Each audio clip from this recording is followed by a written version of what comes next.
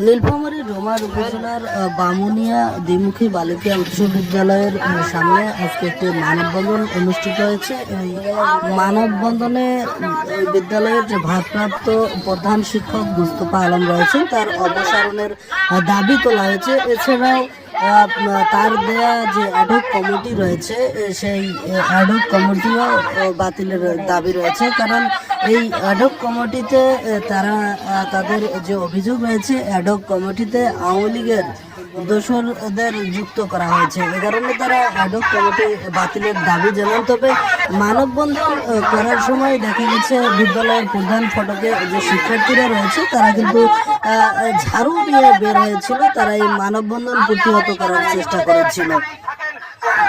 তবে এই সময় স্থানীয়রা ক্ষুব্ধ হয়ে এই বিদ্যালয়ের প্রধান ফটকে ভাঙার চেষ্টা করে, যে যার ইন্ধনে এই মানববন্ধনে শিক্ষার্থীরা ঝাড়ু বের করেছেন তাকে কিন্তু মারার চেষ্টা করেন।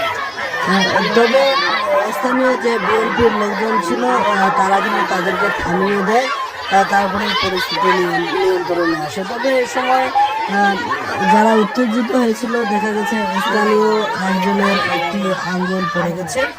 তবে এই বিষয়ে জানা গেছে, এই বিষয়ে স্কুল কর্তৃপক্ষ থানায় একটি মামলা দায়ের করেছে।